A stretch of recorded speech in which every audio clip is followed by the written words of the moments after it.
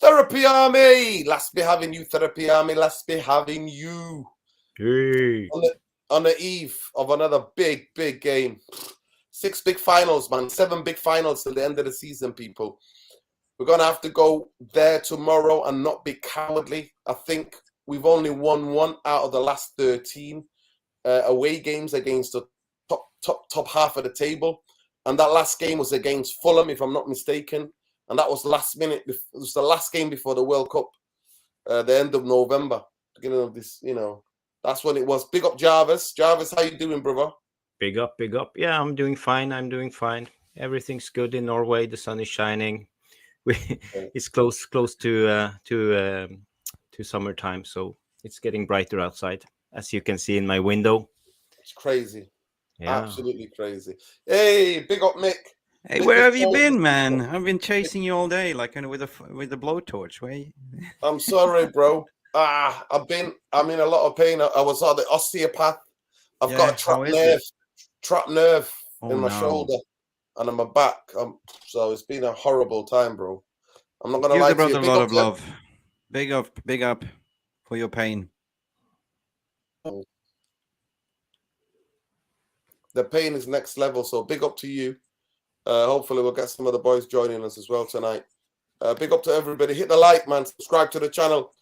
We are now 7-3. That's what we are. We are 7 short. Wow. Of 8,000. Let's go. Wait. What is this with the number 7 this year? Oh God, it is. We are 8 short. 7 short of 8,000. So let's go, people. Subscribe to the channel. Smash a like on the video. Welcome part of the community. I see somebody's got already set the agenda tonight before we even get started. I got an agenda to push tonight. I want to know why. We've played 55 games this season, 4 competition. Not one academy player has been integrated into our main squad. What have you been watching? Do you not think Garnacho is? Who do you think Garnacho is? Garnacho went from winning a youth cup this last season straight into making huge impact and then grabbing himself a 5-year contract. I don't know what you've been smoking, what you're drinking, wherever you are. Google this. You need to Google it. Do what it says on the tin. You need to Google it. Hey, big up to Mick with his unorthodox smoking. Can we see the bottle? Can we please have a look? Oh no, this is all the way from Malaysia. It's a 10,000 puffs disposable, right? This is like an e-cigarette, and it's amazing taste. I try to give up smoking. Big up to you, Mick. While we're not trying to build for the future, if you can next season, we'd expect anything, then we'll have to do it next season, and everyone will be expecting. Listen, I don't know what's going on. You're running this agenda. And just to remind people, player that has top 4 Rashford product of our academies was integrated into the squad by LGV. No, LVG was something different. LVG has done that everywhere. Found Puyol, found people like he found people like Xavi. Was it Xavi? I'm sure he played Xavi. Can I just come back to that question? Can I come back to the question to Deepak? Why he hasn't played or integrated the youth? Yeah. Right. So he basically came in, worked with what he got, and you haven't had the time because basically, literally, we played 3 games a week ever since Christmas. So how can you integrate, right? You want to make as big as impact you can on your first season. So I expect him to integrate more next season. Well, I come back to it. It's that time in the training ground, and I'll argue to death with anybody that he should not have gone for everything that he's gone for. It's totally about the about having the time in the training ground to work with these players and to assess what's going on. But I'll come to you, Jarvis. Yeah. He says no one manager since LVG has tried to integrate young players in our squad. Garnacho was given time only when Sancho was completely out, not because he tried. No. This is a lie. This is a lie, and you know this is a lie. It wasn't just because he was out. It's because he was pushing. He was really pushing to get into that team. And he got ahead and he took his chance and took his opportunity. That's what he did. But we're going to come to that. If you hold on, Google this, and you need to Google a bit more. Go ahead, Jarvis. Yeah, I was just saying you got to remember Van Gaal. You know, and he had extremely many injuries at the time, so he was forced to play the kids. We didn't have players. You know, we remember we were up against a Danish team away, and Martial got injured during the warm up, and Rashford was thrown in and scored his first goal. So okay, Van Gaal, he loves to play the youth, but he had also a lot of injuries. So we got to remember that. Yeah, big up. Mundo, big up to you, man. How you doing, bro? You good? Mute, brother. You're muted. Yeah, not bad, guys. Not bad. How you doing? You good? Yeah, good, good. How the rascals? Asleep. Running tired and sleep. Big up, bro. Yeah, we're discussing tonight. Well, it is what happened with Newcastle. Google this. We're gonna come to that. We're gonna come to Ten Hag's warning. Everybody's saying, "Oh, look how beautiful and wonderful it was." No, Ten Hag stood there in front of Garnacho, his family, and said, "This is an opportunity." It's a warning, but we're gonna come to that. And we'll talk about more about academy players later on. But we need to get stuck into this, guys. It is a huge, I can't say it, huge game because I just looked at the stats from that game in the FA Cup semi-final. Their midfield battered us. They outran us. Yeah. Alistair and Casado bullied Manchester United in every sense of the word. So tomorrow, last time we were there, we got whacked 4-0. The season before there, we got whacked 4-0, if I'm not mistaken. Was it 4-1 or 4-0? So we just go there. We hold 4 when we go to Brighton lately. Since Bruno scored the goal, the only goal, my friend who does quizzes, I told him to put that question in. Can he tell me a game where a game ended and a penalty, and he still took a penalty when the game ended, but where the penalty was the last kick of the game, and that was Bruno. I don't know if you remember, was it during lockdown, if I'm not mistaken, where Rashford was making Ben White swim like, eating grass and all that business. But that was the last time we beat them. So it's ridiculous. And we saw what happened with Newcastle. Newcastle got a proper revenge on us. They bopped us around St. James's Park like it's nobody's business. So, we won it on penalties, but tomorrow is a different game. It is. And it is a huge game. So, Mundo, where are you thinking? Where do you think the team is at the moment? And obviously, Liverpool keep winning. They always they did this a couple of years, didn't they? And everybody thought they've got no chance of finish 4th, and they then came back, and then all of a sudden they finished 4th. So where are you expecting now? They're 4 points behind us. Now people kept telling me, "Oh, we got 2 games in hand." To me, games mean jack all to me in football. It's the points on the board that matter. 3 points. Points on the board that matter. So what are you thinking about tomorrow? Thinking about what we did how we played against Brighton in large parts of the game at Wembley. What are you thinking about tomorrow in their backyard? Well, we've definitely got a stronger squad to choose from, and I'm saying that with Shaw and Lindelof as first choice centre halves. But no, I think those two have played okay together for the last couple of games, so I'm less concerned about that. The midfield is a big one. Is he going to go with Eriksen, Casemiro, and Bruno? Is there enough legs in that midfield to cope with their midfield? I'm not so sure. That's my concern. But when you don't have Eriksen in the team, we don't have any control in that midfield. So we saw it against Tottenham when he came off, and Fred. It's like that 15, 20 minutes of just car crash from him in the midfield. The amount of times he gave the ball away. So, is it going to be? But I think we can score against them. I really do. I think we can. I think we've got enough going forward if we just take our chances. We created chances against them. We pressed them for periods in the game in the cup, especially in the second half. There was a 15-minute period where we we made their centre halves uncomfortable on the ball. We were winning the ball high up the pitch. So we can definitely get something from the game. I'm not confident enough to say we're going to go there and win, but it's a big week. This game and the game on Sunday against West Ham away, 2 big away games. Our away form this season has been shocking. And Liverpool are breathing down our necks. They're the biggest threat to top 4 now, I think. I think Brighton have still got to play Newcastle and Arsenal, so I'm not worried about those 2 teams, Brighton anymore. To be honest with you, Tottenham are dead and buried, so it's Man United and Liverpool for that final place. I think Newcastle will be okay. I'm just worried about this team when they're under pressure because there's still that soft underbelly still there. Like whenever they need to, whenever there's anything riding on the game, especially away from home, things just go horribly wrong. It's like they just lose, and we know Brighton are going to be fast out of the traps, right? It's going to be similar to Newcastle, Liverpool, Man City.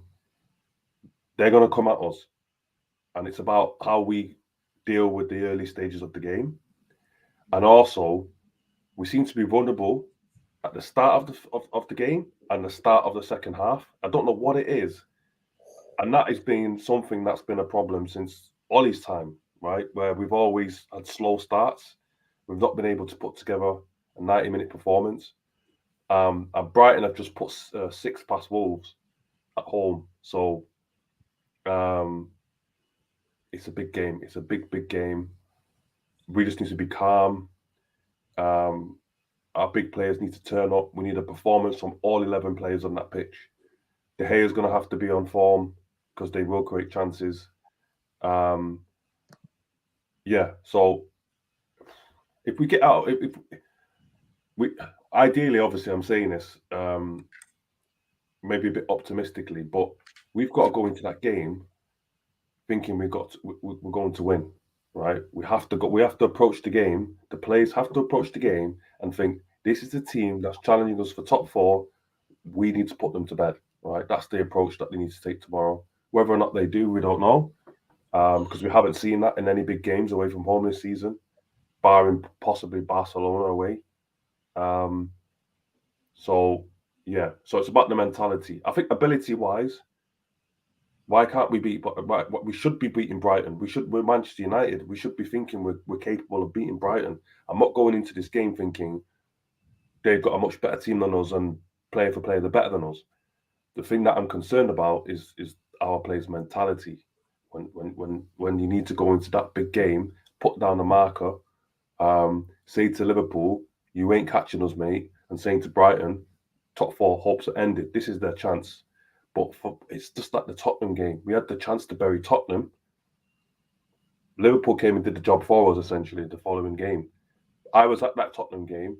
It was like, I don't know what happened. I just don't know what happened. But as soon as we were put under the slightest bit of pressure, players just started to just panic. And that's my concern about tomorrow. But we'll see. Yeah, big up, Mundo. I'll go to you, Jarvis. How do you see this game tomorrow?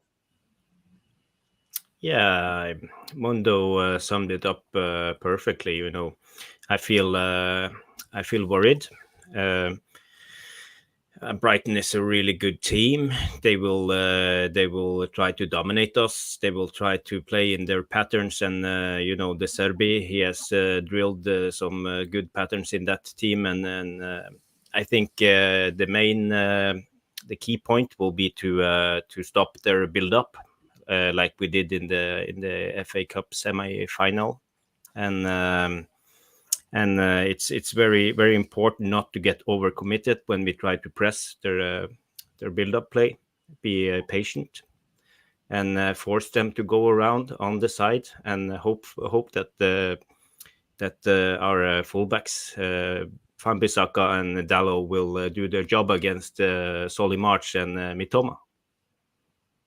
Okay, big up, Mickey Rubin, man. People go and check out his channel, man. Man UFC. MUFC. Manchester yeah, United Football Club, Realist TV. MUFC. MUFC, yeah. Yeah, MUFC. Realist TV. Yeah. UFC Realist TV. Go and check it out, people. Make sure you give Mick a subscribe. Thank you. Big up to Eski as well. This is a big game. This is a crucial game for me. This should show me where we come. He dodged the question today in his press conference, actually, because somebody put it to him, and he said, it doesn't matter. We have to win every game. Because somebody said, your away record, Ten Hag, is not great. And like I said, last time we beat anybody in the top 10 was Fulham, and it was a last-minute winner from Garnacho before we set off in the World Cup. So we've drawn 3 and lost the rest. Right. So how do we approach this tomorrow? Knowing that they're fighting for blood, like I said, Newcastle bobbed us around that football pitch. First and foremost, thank you. I've been sacrificing a gift to the footballing gods today with a prayer of thoughts, right? Been giving it some thoughts, like, and if you look at their form guide as well, their yo-yo team as well, win, loss, win, draw, right? And ours is more and more impeccable, win, draw, win, loss in the last 5 games. At the end of the day, you got to look at, we were sitting here also talking about Villa, and I think Villa is a better team than Brighton, and we were all bigging up like Unai Emery, how good of a manager he is and how difficult that game is. I understand the PTSD, but I seriously think that, Erik ten Hag has the service number definitely dialed in. I think that Aaron Wan-Bissaka definitely has also Mitoma dialed in his pocket as well. So I'm a realist, but I'm looking at it from a bright side. Yeah, I mean, we are not a good away side, but barring that the last form, barring that he's changed things around, we have formalized a brilliant partnership in terms of Lindelof and Shaw.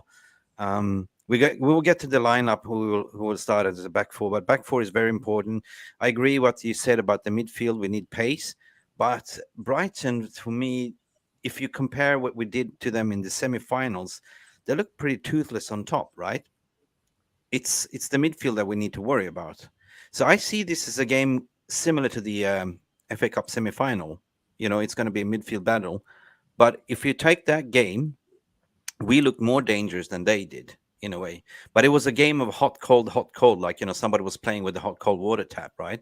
Now you press, now you go forward, now we sit back, now you go forward. So we got to take them to their game, right? We got to press from the very first start. We got to go quick off the blocks. Who to look after for? McAllister, definitely need to stop him. Who should play against him? I don't know, maybe a Sabitzer, not sure. But I don't think we should worry. 3 points is massive and it's definitely needed. As I say, I don't care how we play this game, as long as we crawl, play in a wheelchair, scooter, whatever, just get it over the line. 3 points, mate. That's it. Listen, I completely disagree with you. I think Brighton are a much better team than Villa. I really think that. I totally disagree. I think their midfield, the way they are... Striker-wise, sorry, Nerid, in terms of finishing striker, like, if I look at Brighton at the moment... No, 100%, no, 100%. I agree with you. Brighton, the biggest thing about Brighton is that they miss too many chances. But the overloads they create, the way they get through midfield, the passing of Caicedo and McAllister is next levels. They're press resistant. They'll put passes through all day. They are, to me, next level.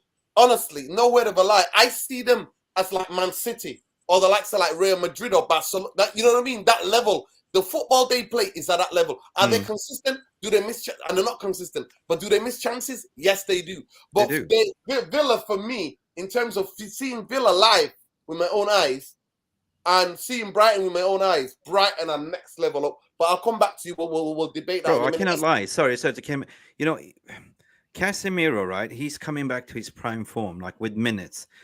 You've seen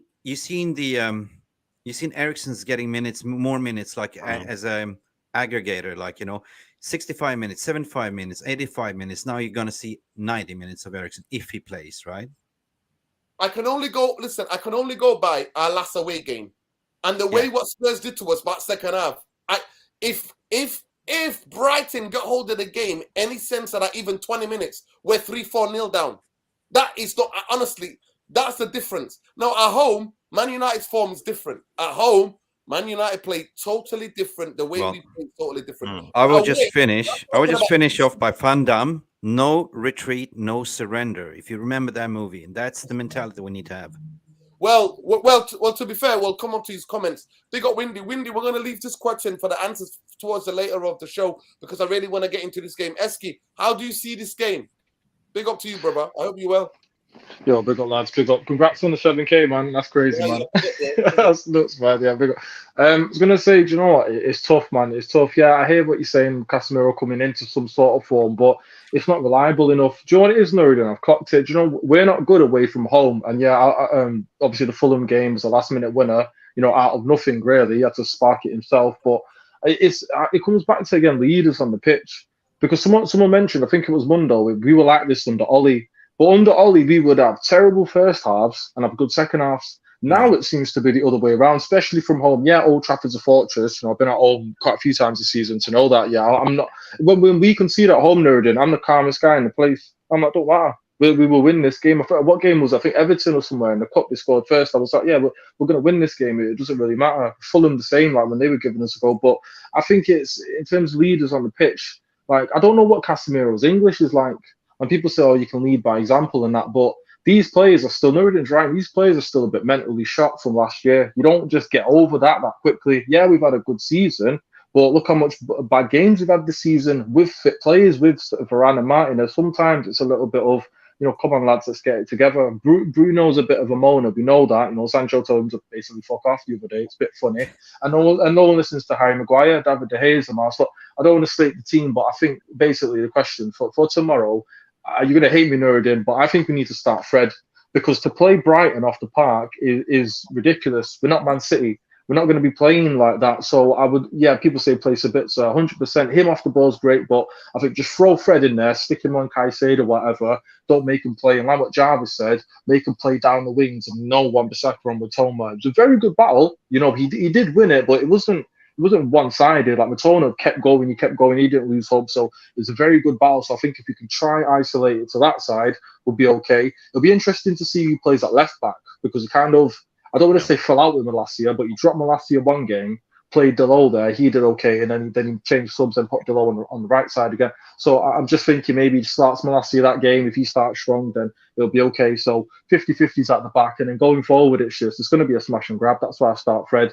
Get it forward, get it long, catch them on the counter attack while they're coming at us. Hit it to Anthony, Rashford, Martial if he wants to play football. Lick it to whoever, and I think it's a smash and grab tomorrow. Not too confident, but I think it'll be a sticky game.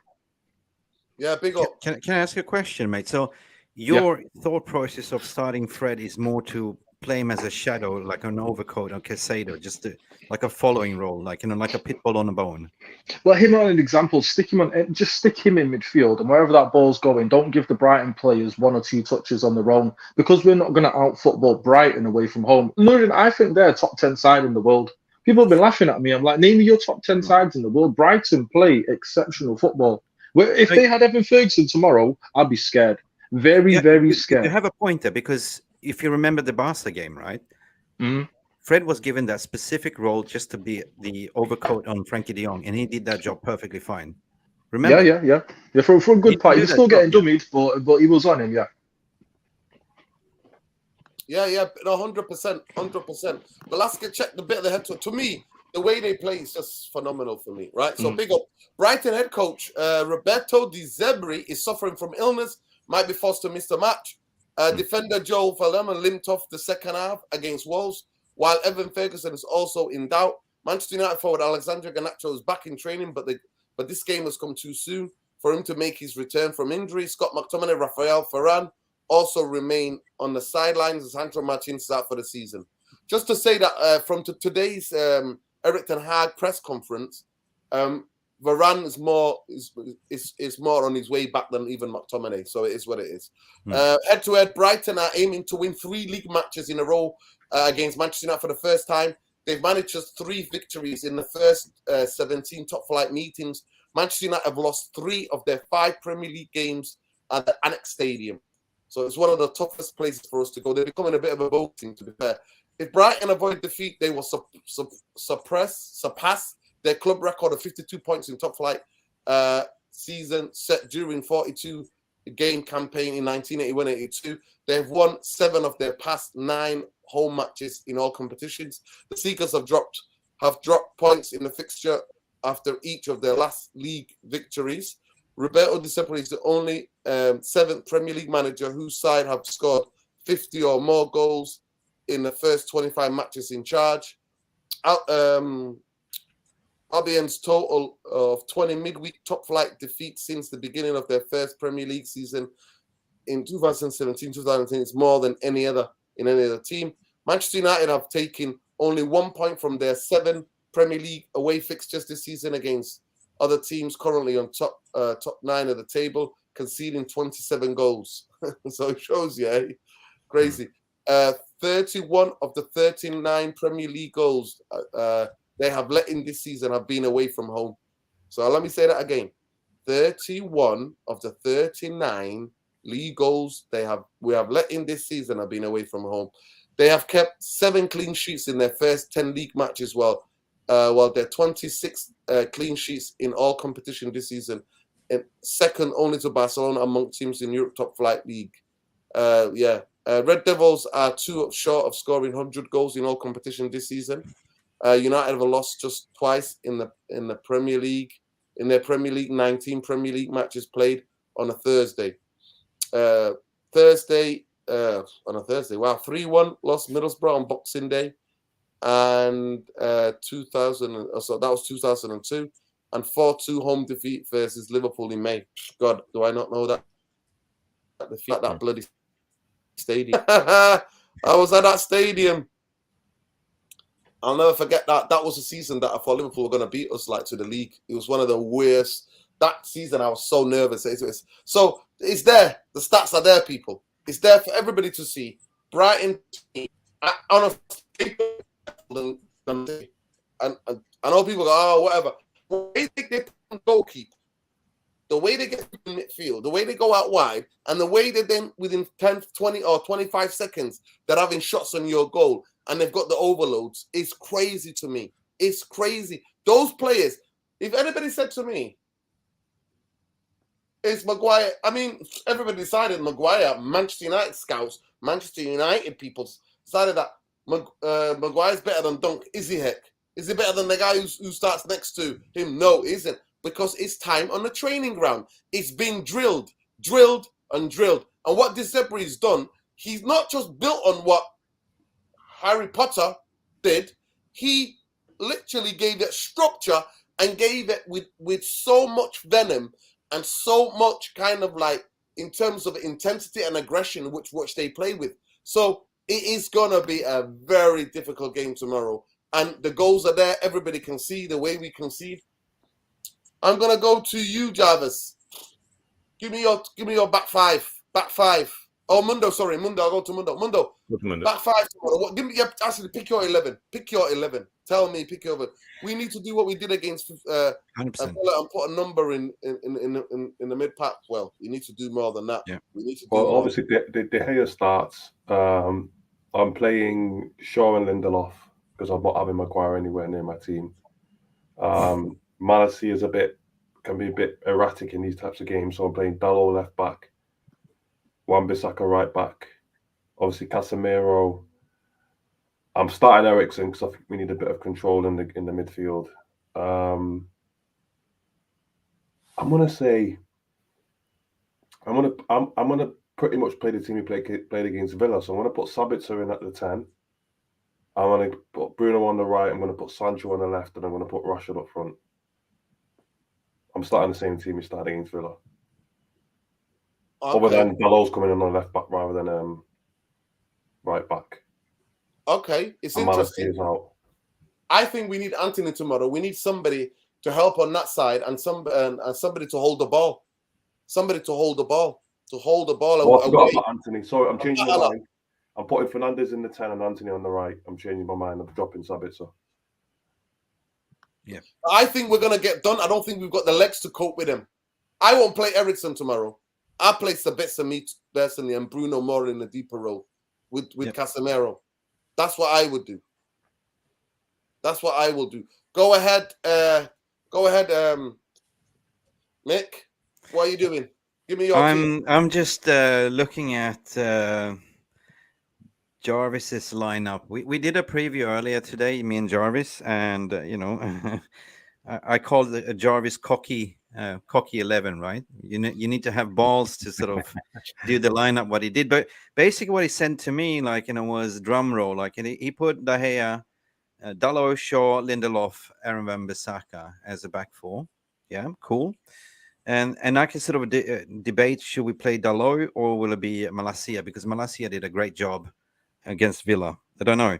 But in his midfield, he put Eriksen, Casemiro, and Sabitzer, right? Attacking line, Anthony, Rashford in the middle, and Bruno to the right. So there's 2 question marks there. I definitely see Aaron Wan-Bissaka on Mitoma.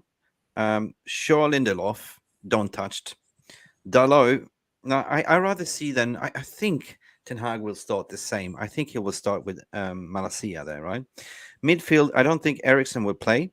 I think you will see a midfield 3 of Casemiro, Bruno, and maybe in Sabitzer, yeah, because of the press, right? And I see Rashford as a number 9, playing with Sancho and Anthony on the wings. That's the way I see it.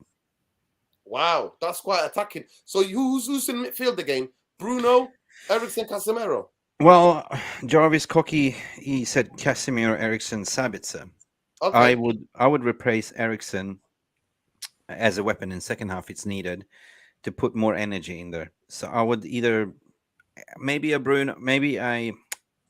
What did I say, man? Jesus Christ. Bruno as number 10. Eriksen. No, Bruno and Casemiro. Yeah, I agree. Bruno is more deeper and Sabitzer more as a number 10 attacking. And then on the wings, you will have the likes of Sancho and Anthony and Rashford in the middle. Okay, that's very interesting. I actually agree with this brother here. Big up here. He says it's simple tomorrow. Martial has to start number 9. We need to hold the ball in attack. Can't have Rashford not controlling the ball. And number 9, 100%. I agree with that. Jarvis, go on. It's like your team was big. Yeah, some of it was my team, but my thinking about it is, we can't trust De Gea to play out from the back, especially when you have Shaw and Lindelof. They have been great, but I don't trust them to play out from the back. And Brighton will press us hard, so it won't work. So in my opinion, I think Ten Hag will prefer De Gea to play long balls, and we need people who can work hard, who have football intelligence, who are smart enough to stay in the right positions, mark their men, and win the battles. So that's why I would try to overload the midfield. So I will play Bruno on the right, but he will roam into the midfield and help Sabitzer and Casemiro and Eriksen. So there will be 4 people shielding the center of the field. And I don't think we will have much play, but when we get hold of the ball, we will have players who know how to keep the ball. Because, it's Johan Cruyff once said it's not about sending the ball where you it's about sending the ball where you want to go, not to run after it. So we need players who can control the ball when we have the ability to do it. And on the left side, I put Anthony, but I'm not sure about Anthony because we don't have many other choices. We have Sancho or Rashford, but I would prefer Rashford in the 9 because of his threat in the back room. And Anthony is better going defensively, and he will help out Dalot because we know they have the German guy, Gross, who played as the inverted fullback. So he will drift inside and help out. So Anthony needs to do a much more defensive job this time around. So I'm not sure if I'm right. Ten Hag, it's probably not Ten Hag's strongest team, but I think it will be an antidote to De Serbi. Okay, fascinating. Go ahead, Eski. Give me your team, brother. I think you made a lot of very good points. I think it's similar to what Mundo picked in terms of overwhelming the midfield to try to give us an aspect of control, and for players who can then hit. Definitely Rashford has to play. But go ahead, Eski. Yeah, what I do, yeah, obviously Dave in there. I would go Malacia left back. I just do it. He's got some bite about him. Throw him in there. Yeah, Luke Shaw, Lindelof, Wan-Bissaka. I play Casemiro and I do Fred next to him. Bruno in the 10. I would actually swap it around. I do a bit like Jarvis there. I would put Anthony on the left. I didn't even think about the defending aspects. To be fair, that's a good point. My other point is I've not seen him cross with his left foot. To be fair, everyone's like, "Oh, he can't cross this and that." He's heavily left-footed. Like I've not seen him cross with his left foot because obviously he plays predominantly on the right. And recently, Sancho, when he's been playing on the left, he gets into great spaces and he's not really pulling the trigger. So I'm like, okay, if I play Anthony on the left, he'll fire some balls in. I'll play Rashford down the middle. Sorry, Anthony can fire some balls in. I just want quick turnover, boom, ping it out to Anthony or Rashford over the top. Sancho's okay on the right hand side. Give it one of them, cross comes in, or if you're giving it Sancho, who's less likely to shoot, remember we signed him predominantly as Man United to be a right winger. To be fair, Ten Hag then signed Anthony, but this is what you come here for. I think play him on the right side with a forward that's ready to make runs in behind for him, which he had at Borussia Dortmund. I think his way of pass is beautiful, so play him on the right and Rashford up top, Anthony on the left. Yeah, big up. Big up. I think everybody's picked a very interesting team. For me, I think we're not going to have the ball. I think we're going to have to play on the transition. I think Rashford definitely starts because we're going to need that pace in behind because they do play a high line. They push up. By the way, there's 130 of you. Please smash a like on the video. Subscribe to the channel if you're not already subscribed. Hit that notification because it lets you know our next live, people. Get on with it. We're what we're what 700 short of 8,000 people. So come on, hit that subscribe button, like, share. Let's do it. Big up. Love and light, everybody. I think it's going to be very interesting tactically for me tomorrow what he does. I thought tactically, I 100% thought that on Saturday I was pleasantly surprised. Obviously, I was drained emotionally, physically, mentally drained from the protest, and I just went in 18 minutes in late. So I was surprised how well we did, but that's home, away from home. But he's got to change it. Erik ten Hag has got to do something that is not done. Out of all those games, we had 3 draws and 1 win, and we lost the rest of the away games this season. So he has to do something. For me, you have to get fighters on the football pitch. People are going to play with intensity, aggression, and who are going to play with winning their one-on-one duels, who are going to bring that intensity into it. You're going to have to fight us on that football pitch. So any combination of any fighters have to be. I 100% see that, Eski, why we need Fred, because Fred has been good at times this season when we've played in those type of games. And I also see that 100% Rashford has to play. It's going to be very difficult. I think the back 5 picked itself. I think... I think that, he played really well. Really, really well, Malacia. Do I start him again? Or should I try Diego Dalot? I just like the way Diego Dalot comes, especially away from home, comes in with on his right. You know what I mean? He can come skip into midfield. I just like that way. So maybe do that tomorrow. Since he played that against them, he played against them. He played against Gross, and he knows the type of runs that people are going to make. So I say keep the back 5 as that. Midfield is where the conundrum. I think there might be a case of Fred tomorrow because we're not going to have the ball. Majority of times, Eriksen has been playing, and majority of times, Sabitz is playing because he wants to keep up to the ball. And I also think if Fred is carrying an injury and an illness or whatever he's been carrying this season. But I think it's the game for Fred tomorrow. I think I'll bring Eriksen on in the second half because I don't think we're going to control the game, and we're going to need numbers. And the idea of me seeing it again, seeing Caicedo, Eriksen chasing back Caicedo, or Eriksen trying to chase back against McAllister, I can't see that. I don't want that at all, far from it. So that's what I would play. But I would also play Sabitzer because he's robust and he can make that runs in behind and support the striker. So, I do agree with you guys. I won't play Sancho tomorrow. I'm sorry. I'm not playing people who just walk around the football pitch when they get tackled. I'm not asked about this. You have to fight. Yeah. For me to trust you in a game like this, I need to see you fight. I need to see the fighting spirit. So he has to show me that. So Anthony plays, Bruno plays, and then this is where sometimes I think maybe Anthony, if Anthony's been carrying a knock or whatever, but Anthony's been rested for this game, then bring Anthony back. If not, Martial. But I definitely think the substitutes are going to have a part in the game. I think Eriksen will have to have a part in the game. I think Martial will have to have a part in the game. And that's what I believe. I think the subs will have a say in this game tomorrow. Totally. No, they will have a huge say tomorrow. So I think in the first half, I think they're going to come at us. I think they're going to come all guns blazing. Their fans will be fighting for blood. So that first 25 minutes is absolutely crucial. We need to have people where we can hit. And hitting Rashford is going to be one of the things. I don't think we're going to try to slowly build up and play to Rashford's feet.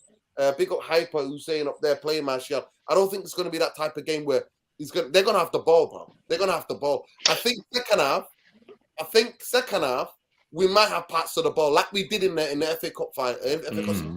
We will have the ball sometimes. So it's going to be very interesting. Mbaye, welcome. I hope you're well. Give us your team quickly. Give me your 11 to play. Everybody's picked a different team. We're not all agreeing on the same team, by the way. But go ahead, talk to me. Evening, people. Evening, Kumbaye. Let me just give you listen, Kumbaye. Let me just give you two things. Right? Let me just give you two things.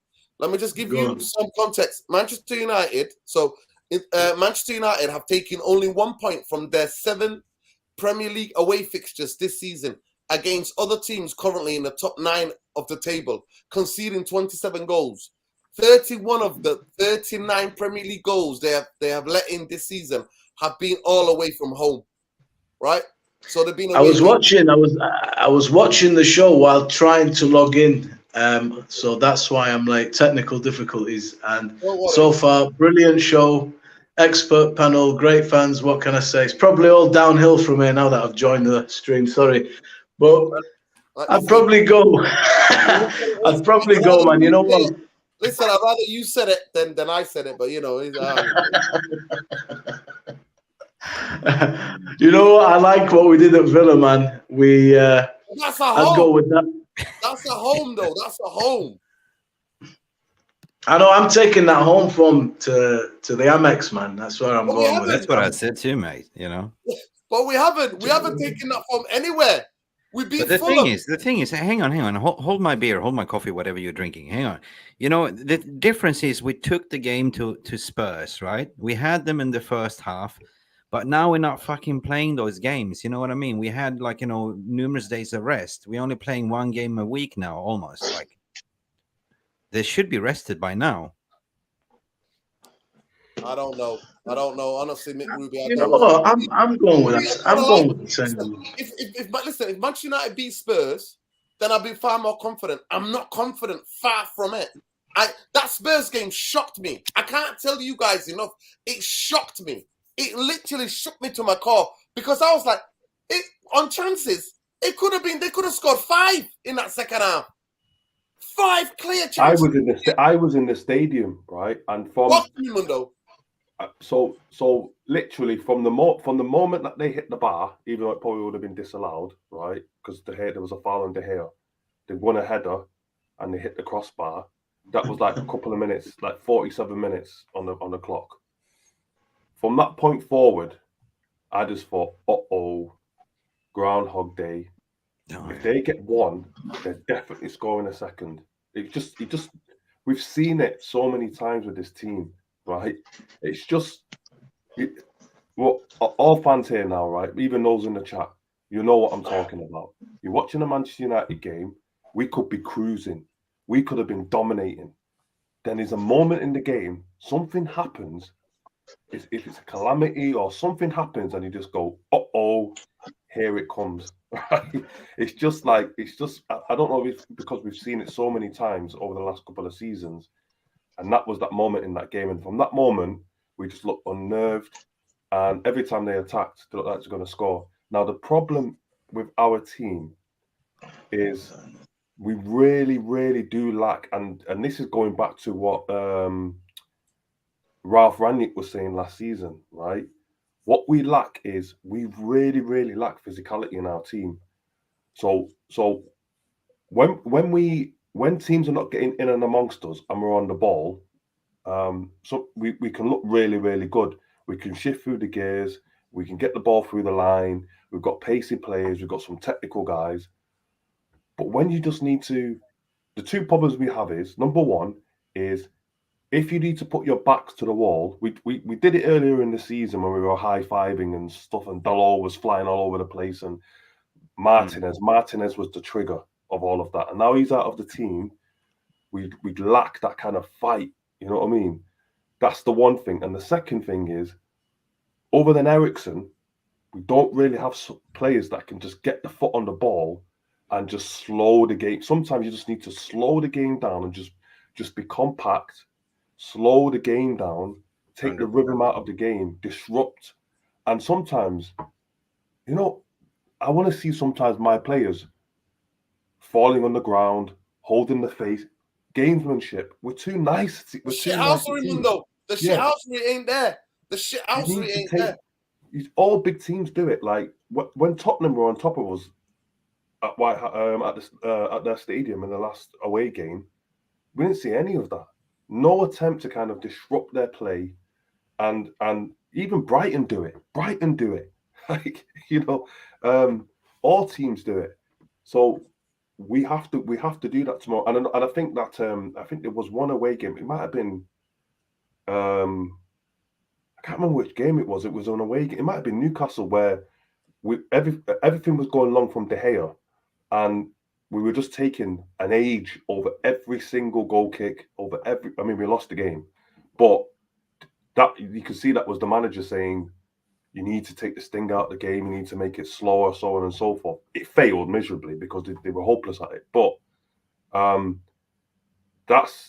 we need to get a bit more ugly. Then we need to be ugly, and that's my worry tomorrow is if we don't see an ugly side of Manchester United, then Brighton will, and you just allow Brighton to steamroll us, and we try and just. We're never going to be a more attractive team because in terms of evolution, they're further along in their journey than we are, right? So there's no point in trying to match them and play nice football because we can't match them at this moment in time, despite the fact that we've probably got better players than them in certain positions, right? But it's the way they've been coached and the way that we haven't been coached for years until this season, really. So we can't really go into the game tomorrow thinking we're going to be fancy and so on and so forth. There will be an element of we got that, you know, batten down the hatches, get dirty, and do whatever it takes to win the game. And I haven't really. Sevilla did it to us, right? Sevilla did it. That was like the classic European, you know. They were on the best form. They were fighting relegation in La Liga, but when we went there, they were smashing our players, sending them into boards. You know, they were just like roughhousing us, making known that listen, you've got a game in your hands. And we need to go into that game tomorrow to say to Brighton, look, you might have been playing great football, you might have been playing teams off the park, but you ain't doing that to us today, mate. Yeah, we need someone to like. This is old school now, but back in the day, you know, Roy Keane, he'd put his boot on someone. Minute one, it's like, no, you're in for a battle today, mate. You're in for a fight. Don't see that in this team, right? When Martinez is in this team, sometimes you get an element of that, but not away from home because we've been battered by Liverpool, battered by Man City, battered by Brentford, battered by Villa. And I think that's part of the reason. We just haven't been aggressive enough. I just want to see some dark arts tomorrow. You know, make it. We could still lose the game, but don't make it easy for them. Don't give them the game. Make them fight for everything. No, that's what I want to see as a minimum. You know my saying is that there's a right way to lose a football match. 3 results in a football match: win, lose, or draw. So wait, there's a right way to lose and the wrong way to lose. Bumbaye, quickly pick your team. Let me hear your team. You already said you want the same team that played against Villa. Yeah. Unless there's anybody back. Anybody back? Any injuries back? No, Varane's not back yet. No. No, go with that same team. Go with that same team. Do you know what? If we turn up, we're at the races. We've got quality. It's a 50-50 game no matter what. Even if Martinez or Varane played, this is one of the, very good sides, very well drilled, well organized teams. But turn up, have some intensity, play with some energy. And I like what we did against Villa. Villa, a good side. Villa tried to press us and that. I've got confidence. I think we can win, tomorrow. Wow, I don't know where you get this confidence, guys. You need to share it out to me, honestly. I need some of this confidence because, to me, it's either that or we just if that fails, just kick and punch them to 3 points, like Mundo's saying. Oh, God, listen, seriously, guys, I don't think some of you realize that. Honestly, I've got a big up to all of you because some of you have erased that. Mundo was actually at the game. Were you with the Spurs fans or did he sit in the United end, Mundo? I was in the Spurs end. But there was a fellow United fan sat next to me, so we were the quietest guys in the stadium. What's the stadium like? Amazing, world class. It makes Old Trafford look like, I don't know, not even the local park. It makes it look like the back garden in the winter. Like you haven't cut the grass for about 6 months. That's what Old Trafford looks like in comparison to Spurs' stadium is world class. It's a shame about the shit that's on the pitch. Yeah, that's the only thing. Listen, I'm gonna go to you, Nick. Talk to me. What's the score? You know what? Honestly, some of your confidence, guys, your confidence is next levels. For me, I'm always scarred by that second half. Yeah. First half, I was like 2-0 up, getting Manchester United. And then from the first second of the second half, we got taken. Bro. We got literally had our pants pulled down. No Vaseline left in North London. There was they run out of Vaseline in North London. We were that bad. So at the end of the day, tell me what is gonna be and where you're getting this confidence from, bro. I don't know. I tell you this. I tell you one thing. You gotta believe. We're not using Vaseline tomorrow. Straight in. No, not straight up. Like as I said, there's no. You gotta be dog tomorrow, right? You gotta take into them, right? You gotta play rough. You gotta do like Al Pacino. You say hello to my little friend. You know what I mean? Just go hard, right? Scarface. At the end of the day, no retreat, no surrender. You got to be positive. Like, it's Manchester United we're talking about, right? We shouldn't be. There's a little bit of PTSD living inside of me. I cannot lie. But I'm confident that tomorrow will be a 2-1 Manchester United. Definitely. It will be a 1-1. And then in the 80th minute, 82nd minute, we will score second goal. Yeah. One thing I don't want to see tomorrow is see Maguire. I do not want to see Maguire. No. Not in this game. Not in this game of all games. Jarvis, what do you think the score is going to be tomorrow? Well, I'm always a pessimist, so my prediction was 0-0, but at best 1-0 to United. But I don't think it will be many chances. It will be low XG. I think we will have maybe 1 or 2 big chances, so we has to be clinical. But you know us, we're never clinical, so it will probably be a 0-0. Big up. Eski, go ahead, bro. What's the score? As mad as it sounds, I think it'll be 2-0, but one will be one of them where it's against the run of play. I think we'll score like a shitty set piece, and one will be a decent counter attack, I think, 2-0. Okay, wow. That's some confidence, you guys. No, it's not confidence. No, we're not going to deserve it, though. It's going to be like one's going to be super against the run of play where we didn't deserve it. That's what I think. It'll be one of them. But 100% look at the team I picked, man. We ain't controlling shit. Big up to Natalie. Big up to all of you guys. Obviously, all of you have seen the beautiful video that's going around with Garnacho signing his contract in front of his family. For me, the most important thing was that what Ten Hag said, this was an opportunity, man. This was an opportunity. So that to me was a massive warning. And if you go and check my tweets out, as soon as I saw him sign that contract, that's exactly what I said. Too many players lately at Man United have signed big contracts and have seen this as a way to put their feet up and get their cigars out. Always, Man United, when you sign for Man United, it was an opportunity to showcase your talent. So that to me was a huge warning from Eric Ten Hag. And Garnacho, the hard work starts now. You have to understand that, know that. None more than so. I'm so happy for that kid. But let us know your results in the comments. Let us know what your results is. If you want to ask me what my result is, I just want to at least get a point tomorrow. Honestly, I think it's a massive, tough game. I'm not trying to be greedy. I'm not trying to be greedy tomorrow. I think if Man United get out of that stadium with a point, I'll be happy about that. Because the last 3 times we got smoked there. We got smoked. And that second half, for me, is still worrying me. I'm still having nightmares about that second half of the game. You're not getting away without giving us a scoreline. What scoreline? I'm going 2-1 tomorrow, United. Hit me with a scoreline. Listen, I think it might be 1-1. Manchester 1-1. 1-1. Score draw. I'm going I'll for go a with score that. draw. 1-1. I'll go with 1-1 as well. You shit bags. We are shitbags, mate. We are shitbags, mate. Please, brother, we keep 2-1 up here. I'm not lying. I'm not letting you guys give the team talk tomorrow. No way. No. Listen. Oh, you would love to have me give the team talk tomorrow. I'll tell them all they're fucking cowards. Every one of them. No. I'll bring you in after we lose to finish them off. You know what I'll be saying to them? Stand up. Let me see those. Let me see how wet your shorts are. Let me see if there's any stains on those shorts. Honestly, change the shorts to all clean shorts. That's what I'll be saying, because that's how you make the fans feel like shit, man. Absolute cowardice, FC. But quickly, we want to go mention a little bit about Jimmy Murphy.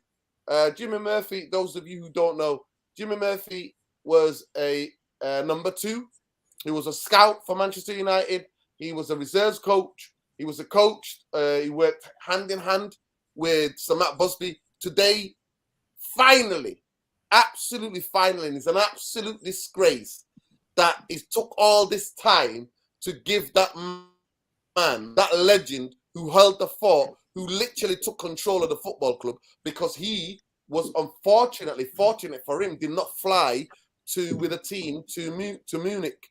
To Belgrade and then to Munich. He didn't, so he wasn't involved in the crash, but he was the guy who kept Man United afloat. He was a guy who was a very quiet guy. He didn't like the limelight at all. He was the guy that discovered scouted a lot of the Busby babes. What an absolute legend. And today, one of his famous walks, all the footage that I see. One thing I say about the statue, they got that bit spot on. It's an absolute spitting image of who he is, how he walked, his body language. That's what it was. So Jimmy Murphy means a lot.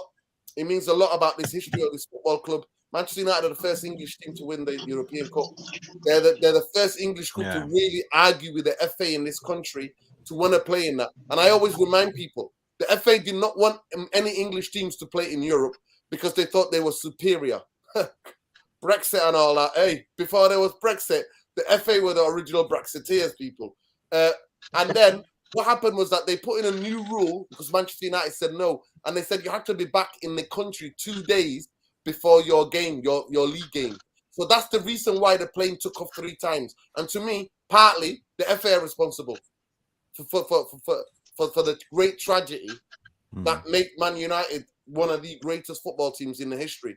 To rise from the ashes in 10 years, Jimmy Murphy needs to take a huge credit. And we salute his courage. We salute what type of a warrior he was. And 10 years later, that's why Man United are the most romantic football club. We rose from the ashes, glory, in a decade. So Jimmy Murphy, we salute you.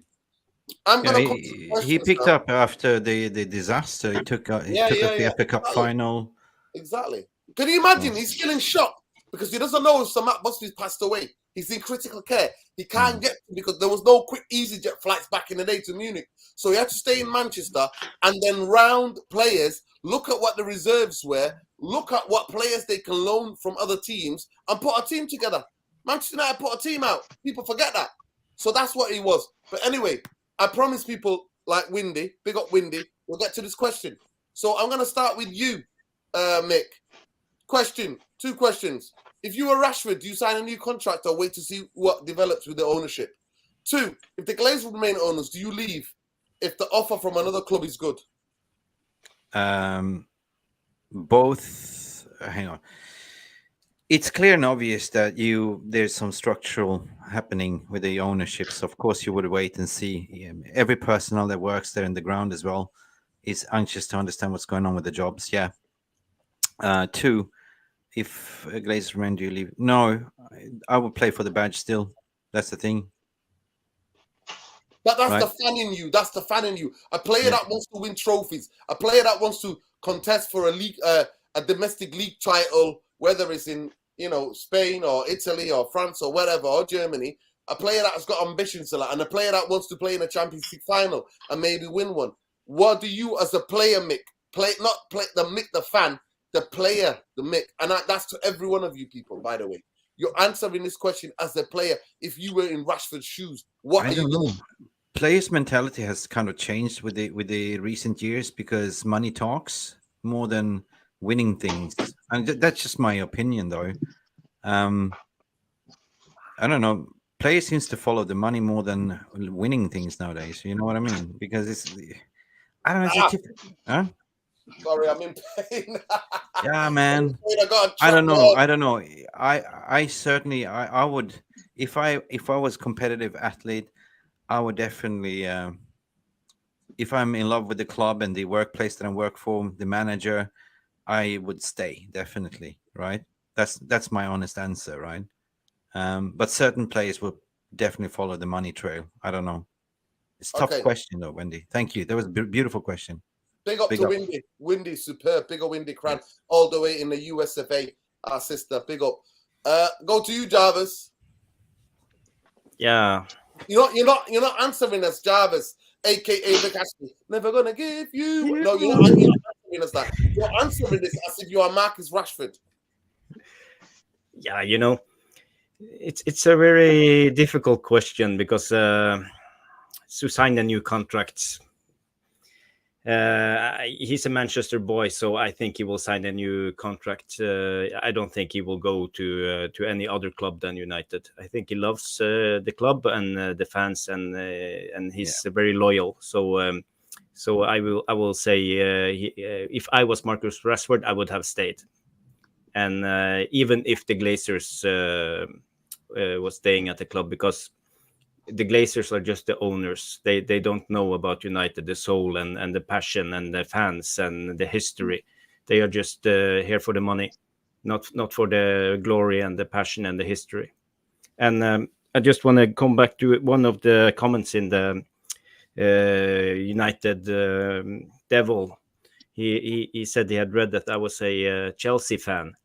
I'm just gonna say that I'm an old man, so in the 80s, in the late 80s, my older sister had his husband. He gave me a VHS tape of Man United history. I think it was 1987. He gave it to me, and you got to remember. You got to remember, kids. It was before YouTube and internet and everything. I only had one channel on TV, so I saw that tape over and over and over and over and over again. So I have seen it 10,000 times at least, about the history, about George Best, about Bobby Charlton, the Holy Trinity. By the way, the Holy Trinity, but even the 80s and the 70s with Atkinson and the Cup finals and Joe Jordan and everything. So, to claim that I was a Chelsea fan, that's a lot of rubbish in my mind. I think it's a bit of banter. I know. It's a bit of banter.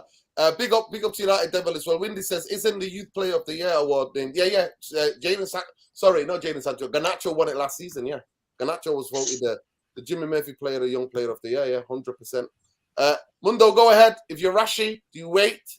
And then if the Glazers stay, do you then go? I think if I'm Rashford, I'm staying. The reason I'm staying is because of Ten Hag. I think that now that look at the effect he's had on him in one season. This is Rashford's best season in the United shirt. Yeah, good point. And look at the guys he's playing with now. He's playing with winners. And Ten Hag is basically saying, look, I've had one season with you, which was disrupted by a World Cup, right? We've won a trophy. Hopefully, we get top 4. We're in a cup final. There's proof of the pudding, right? You just trust me. Let's see what happens next season. these, and I'm sure there's conversations, and he's saying, look, this is the kind of guy I want to. I bought Casemiro, I bought Martinez. These are the kind of guys I want to bring to the club, right? And I think, and also you got to think about what's the alternative. I mean, it's not like there's going to be loads of offers on the table, given how much Rashford's going to want in terms of weekly wage. Where's he going to go? PSG? It's not like PSG are tearing up trees. They're in a bit of a mess, right? They're even struggling to win a league where it's a one-horse race. So is he going to go to PSG? I don't think so. He's not going to Real Madrid. He's not going to Barcelona. So, provided Man United give him a decent offer, I think he'll stay. But if the Glazers stayed, would you stay? Well, the Glazers are owners now, and I mean, it depends how ambitious he is. I mean, and how much he buys into Ten Hag and Ten Hag's methods, and whether or not he feels that despite the Glazers, I mean, I'll be honest with you, I don't think the Glazers are going to maintain control of the club. That's my view. They might stay. I know we want them out completely, but I don't think. But again, it's dependent on the transfer window as well, because you know what, Rooney did it under Fergie, didn't he? You had our greatest ever manager. Rooney went to Fergie and said, "What's this bullshit? Who are these players you're bringing to me? You want to compete with Man City, right?" I'm not saying that Rashford is, got the same balls as Rooney, that he's going to go up to the manager and say X, Y, and Z. I just don't think. Listen, Mundo, I think I don't think he would ever go to Ten Hag and say that. I think he would go to the banker, Richard Arnold, and go, I don't want to be here. He knows it's nothing to do with the managers. It's about the ownership and the football structure. Yeah, like, but all you guys are saying. But when a team's winning and when a team's heading in the right direction, there's no. If we were talking about last season, if last season was this season and his contract situation this season existed last season, then I'm pretty confident that he would say I'm off. But just by, and I'm just basing it on his form this season, right? The way that he's played this season tells me that this is somebody who wants to be part of something, right? And he's got a trophy. He's got a chance of a second trophy. And even last few games he hasn't been playing great, but he's still been better than he was last season. Even in his worst periods this season, he's much better than last. At least he's still trying. So that tells me that that's somebody who's committed. Money might be a factor because they might try and lowball him. I think that would be a mistake because they're doing it with De Gea, aren't they? They've said to De Gea, "Look, mate, you've taken a massive pay cut, right? Literally like 50% pay cut. We're going to pay you 200 grand a week." You can't do that with Rashford because I think that will be a step too far. And I wouldn't blame him, right? If they said, "We'll only give you 200 grand a week and we're giving him tangible 350, I'd be like, "Nah, mate, I'm not having that." So yeah, the finance is an issue, of course. They've got to give him a reasonable offer.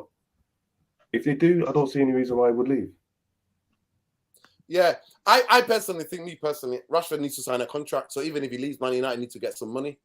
But if I was Rashford, if the Glazers stay, we all know what happens. They don't back manager. They might back you for the first year. You make it to the Champions League and then start sliding the gears down. Start going into second gear and then first gear and then come and stand still. So at the end of the day, it is what it is. I think Rashford is young enough. He's give Man United what he can. Has he all been playing and sailing? I think he's been mistreated at Man United. I think he was overplayed. It could have cost his career. I think there's a lot of things that Rashford has got to gripe about. He's a United fan, yes. But I want him to sign a contract so that Man United get money if he decides to leave. That's me. But go ahead, Eski. Let me just say this. Smash a like on the video, people. Subscribe to the channel if you're not already subscribed. Hit that notification button. We're on the road to 10K, people. 10K. We are on the road to 10K, so let's go. Let everybody, let your nan know, let your friend and his friend know. You don't have to be a United fan to be here. Sometimes we do talk about other teams. But Eski, what do you do? Do you wait first to see what the ownership is, and then secondly, the latest stage you head out? I mean, the question's a bit weird though, because you said as well, don't think about as a fan, think about you're a player. But that's what I'm saying. He is a fan. So it's one of them. If he was a foreign player, if we bought him from wherever, then it's there like, right, I get it, and he's probably just going to go, makes sense. But at the same time, then the second question becomes: even when you're a fan, you have to put that aside. No, but hold on, then. But because okay, look, then it becomes: do you love Man United more than you hate the Glazers? Imagine that question: do you hate the Glazers more than you love United? And if that's the case, then you go. For me, Nuruddin, if they stay, Ten Hag's got more of a case to walk. He's got no affinity here. He's like, right, fuck these lot. I should get off in it. He's got more of a reason to leave. Rashford's been here for years. And another thing, for him personally, we've not had a coach for years. The best coach we had was Van Gaal. And now we've got another manager that's come in and can improve players. And look at the season he's had with some players that are a bit, whatever. And he's not, well, even tail end of the season, he's not been very productive. But the early part, he's very, very good. And he's had a strong spell. So for me, I think he stays. It just makes sense. Well, if someone comes in with crazy money, like 120 or something like that, then you got to consider it. Because especially if these lot are saying we ain't going to get no money. So if someone comes in for stupid money, consider it. If not, I think he's just going to stay. All right, big up. Go ahead, Mumbai. Rashford, man, embodies everything I love about Man United. You know what I mean? Homegrown, fabulous representative off the pitch. Kind of guy you'd like your daughter to bring home, to be honest. Just a sick guy. Playing best football of his life. And as long as you pay him right and treat him like he deserves to be treated on the back of a great season, it's a good time to be at Man United. Glazers. It doesn't make too much odds for me. What's happening on the pitch? What's happening with the manager? The change of the feel of the fans, the belief, the improvement, the progress. It's a good time to be a Man United player. The best time it's been in the last 10 years. So why he's born here. He lives 15 minutes away from the stadium. His whole family's here. His whole friends is here. He grew up here. There's no reason to go anywhere. Not many places you can go up from Manchester United, even today. Only one team wins the league. Only one team wins the Champions League. What we're asking for is to be entertained and to challenge. We've not even been challenging for any trophies that are serious. That's the problem. If we were there, we're part of a title race down to the last day. We're getting into the semis of the Champions League. I can't demand to win a Champions League. I can't demand to win a league, but I do want to compete for them seriously. And I think we're getting slowly back to that. And this is a good team. So Glazers, to me, they're there, they're not. I think what's happening with the manager in the dressing room is a good thing. And as long as he's paid right, which he's earning and he deserves, I would never leave Manchester United, especially given how he has come to Manchester United. There's just I don't see it. So, no. Okay, I'm going to stay with you. This is a quick fire question. Timber or Kim J for the summer defender? We need a centre half. What? Say that again. Julian Timber. Yeah, Timber playing for Ajax or Kim J playing for Napoli. Apparently, he's got 40 million clause on his contract. Neither, mate. Got Luke Shaw and Wan-Bissaka. What the hell? No, he's a centre half. He's a centre half. Kim J. He's a centre half. Timber plays centre. We've already got 4 centre backs. That's what I'm saying. I've got Lindelof, Shaw, Martinez, and Varane. What do you want them for? No, we need one more. We need one more. Varane is too flaky for my liking. Too flaky, too many injury prone, and he's only going to get more injuries as he gets older. Okay, I'll pick for you. I'll pick on behalf of Bombay, Kim J for me. Go ahead, Jarvis. Quick fire question. Yeah, Timber. Timber for you? Yeah. Even though he shit his pants, and I'm glad he shit his pants because we'll never have a Martinez. So, you know what I mean? Yeah, but Timber has the versatility. He can play right back and center back, so it will be okay for the squad depth. They've been using him as a right winger. Okay, go ahead, Mickey. We're going down. We're singing Timber. Wow, Timber. Okay, you want Timber? Okay, Mundo. No, because of versatility. Because I don't think he will play a centre back. He can also play right back as well. Okay, Mundo. I'm signing Kim because I can just think Kim and Martinez. If you're a striker, Kim is a colossal. That guy. We need physicality. I need a Yap Stamps type defender. I need a big guy. I'm not talking about. Is he big? Yeah, he's massive. He's a physical specimen, this guy, and he's really good on the ball. And I'm not talking about Napoli guy who pretends to be physical and gets bullied and falls Korea. over and can't move. This guy's mobile and he's big and he's good on the ball, and that's what I want. I want a bit of physicality. I want someone who's going to pick up strikers and throw them out of the way and is going to get his head on the end of things. We haven't had that since Vidic, so I want a proper, robust, yeah. But if you give me Timber, then I'm not going to complain because Timber's quality as well. So it's both of them. Let's have both. Okay, Eski, go ahead. Kim and Jay, I've seen them all season. Brilliant. That's it. There you go. For me, Kim all the way. Everything Mundo said. Physicality, dominance. He's got a bit of nastiness about him. He wants to fight. He's got that about him. And you know what? Last Korean footballer we had at the club was phenomenal. Absolutely phenomenal. So give me some Korean players, mate. Give me some more Korean players. I need me some Korean players. So we were just diehards, mate. They'll never stop running.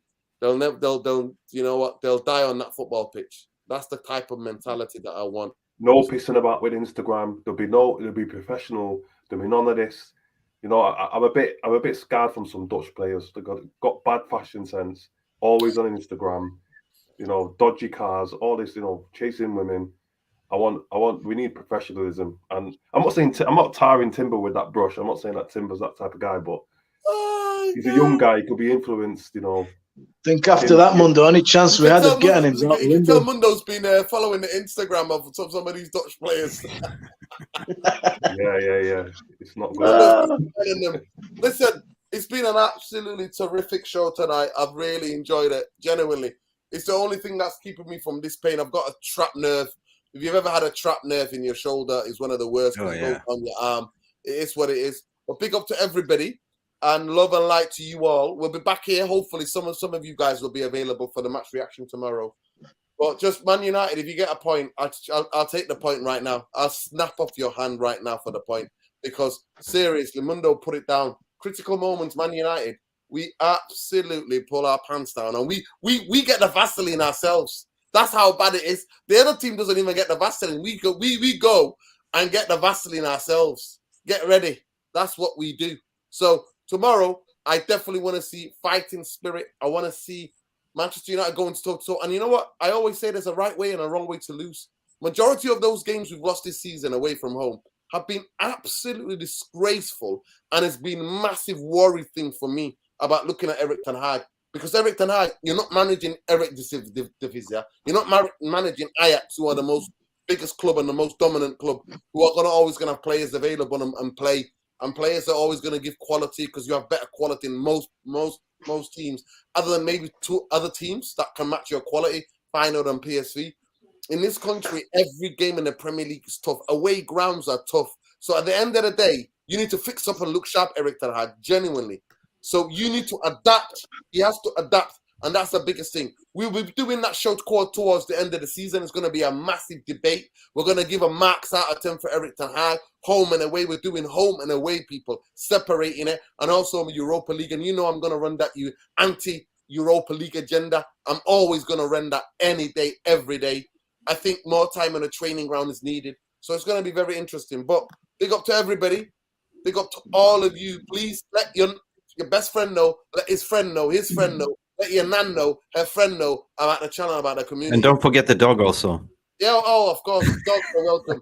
Cats are welcome. What time we coming back here tomorrow night to celebrate? To celebrate. Wow. We'll see. We'll celebrate. Or me going absolutely. Well, you can tell what type of game you're going to get with Man United after the first 5 minutes. So it might be show starting at 8:05 if we get off to a start that we got off to against Newcastle and the other away teams. Yeah. We might be starting the show a little bit earlier, boys, because I'm telling you, we'll know after the first 5 minutes. Me and Bomaye talk about this all the time. It's like when we watched the United game, after the first 5 minutes, we were messaging each other, going, "Oh, here we go," or There we "Yes, go. we're on it today." But no, So did one you of have? those 5 minutes. Can I ask you? Did you have service and did you have 5G at the stadium, Tottenham Stadium? Have you got internet? They've got 6G over there, man. My phone was actually working, yeah. Wow. Unlike the players on the pitch, my phone was actually working, yeah. See what I mean? Old Trafford, no service, even though I'm on the strongest phone provider in the UK, Vodafone, and I don't have any internet whatsoever. It is what Jimmy's definitely is a rat. It is what it is, people. We'll be back here hopefully around 10 to 10:30 tomorrow for the match reaction, because when Man United lose, I need time to calm down before we start the show. Yeah. So what I do is I usually go for a nice little walk around, it's a local park. I go around, get it out of my system. If Scholes is out there, I get him back in. You know what I mean? I make a cup of tea and I try to calm down as much as I can before I start the show. That's why I always do match reaction a bit later, because I need to think about the game and what happened in the game. That's the right way to do it, mate. To be honest. That's how I do it, honestly. If you got me a microphone in front of me after Man United have had their pants pulled down and got Vaseline, I'm gonna regret things that I'm gonna say. So it is what it is. Big up to everybody. Please, like I said, smash a like on the video, subscribe to the channel. Road to 10K, people. That's where we're going. That's where the community is going. Let me just get everybody. So we got a Jarvis Cocker Bowley 77. Bumbaye is tied to this channel. You know what I mean? He's tied. Eski's also tied to this channel. He doesn't know any. Eski, you on Insta? No, none of that. See? No way, it's not me, just me anymore. Come on, Bombay, man, get real, man. We know, man. We know. Listen, they're living off the grid, man. They know Terminator 2's coming. The Matrix ain't getting those two. You heard of a book? Listen, it is what it is. Mick, you got to check out Mick. There we go. We got it on here. We saved it here, actually. We saved it here, and it is there perfectly. There it is. There you go. That's where you need to go, people. Man UFC Realist TV. What a brilliant name. Man UFC Realist TV. That's where you get Mick Ruby, and that's where you get also Jarvis. What is your is the handle the same on Twitter? Man UFC Realist TV. Yeah. I mean, of course, you have the you just go Mick Ruby _ MUR TV, like MUR TV, like the There you go. MUR. But it's just type in Mick Ruby, you will see my ugly face. Yeah, you will see. Anyway, Definitely. I'm so streamed out today, so it's been so many shows. I'm so tired. Wow. Yeah. Well, thank you so much. We appreciate you jumping on, bro. Thank you. Always a pleasure, mate. Yeah, definitely. As soon as my shoulder gets better, I'll be on the blower. I know the feeling. I had the same, mate. You get pins and needles all the way to your fingertips. Honestly, I can't even grab anything. Like, you lose all sensation to grab anything. It's like, it's weird. It's really weird. I went to see. You don't know really where it's coming from, right? Where it's honestly, it's crazy. I've never had it. I didn't have I slept maybe 3 hours last night. 3 hours. It was crazy. But guys, big up to everybody. Love and light. And win, lose or draw. Glazed out, bankers out. And where you can find Mundo. Mundo, you gotta start tweeting, man. I'm telling you, in the game, instead of talking to Bombay, you need to start tweeting. Forget about bloody. Everybody want to see your takes. I know you always. Don't sell me out, man. You're on the blower with Bombay, right? And in the group chat. So what you write in the group chat, get it out there for the people. Nah, not all of it, Chris. Only some of it, bro. Exactly. That's what I'm saying. It's a close shot. Big up the mix, man. Big up my brother, the mix, man. Big up. Long time no see. Go and check out his content. The mix bag with Nia. Go and check him out, brother. My brother in the Bronx, all the way in New York, man. Big up to you. And big up to everybody, man. We'll be back here tomorrow. Honestly, we'll be back here tomorrow. Nuruddin needs to learn more about the Glazers before bashing them. What a fraud, Nuruddin. Oh, Mr. Structural. Wow. If you're a fraud, we're all frauds. Listen, hello, Neil Ashton. Welcome. Welcome, Neil Ashton. Neil Ashton is here. Nuruddin is lost, guys. Stop getting brainwashed. Is that you, Joel? It's not all about the Glazers. It's Harris Ratcliffe. It's Ratcliffe's son. Do you not know?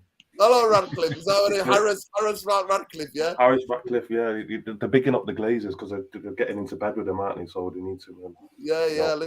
Listen. It is what it is, mate. Soon. I reckon Neil Ashton for the past week has been spinning Never Gonna Give You Up on 200 BPMs lately, like the way he's spinning the plates, you know. I'm telling you, that's what he's been doing, mate. He's a DJ, he's everywhere. Big up Super Frank Lampard anyway. I don't want him to get rid of Lampard, man. I can't wait till we play him on the 25th. Big up to everybody. Everybody. We lose or draw, Glazers out, bankers out. Find us tomorrow for the match reaction. We hope and pray. I hope and pray. When it comes to games like this, I hope and pray. And if you give me a point now, I'll snap it. I will literally snap it off you right now. But some of the guys are confident, some more than others. It is what it is. We will see where we go tomorrow. Win, lose, draw, Glazers out. Jim, the Radcliffe out. Neil Ashton out. And we'll see you tomorrow, people. Take care. Love and light. Great stream. Great audience. And big up always the Therapy Army. It's, with that said, sometimes people go, why don't you pick up the Therapy? I'm like, there's nothing more you can say about the Therapy Army. They're absolutely mad bunch. They are mad bunch. Community. Nobody interacts. Nobody ever. Even, you know, the arguments between people. I don't even know when I'm doing the show. I still show it here. I still tap on their things. There's argument, there's fights going on in there. People getting called fraud and all sorts of things. As long as you keep it banter, we welcome it. Any abusive, you know the lot. You get gone, you get given a yellow card, get timed out. But it is what it is. No, we've not seen Sane. Sane's boycotting the show. Sane knows I'm onto him, so Sane is never going to show his face. He knows not to show his face here, but Sane has to be out there. Love and light.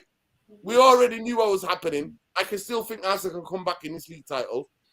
And we hope and pray they do that. But take care, people. Love and light. We are the army. There we go. Peace. Good night.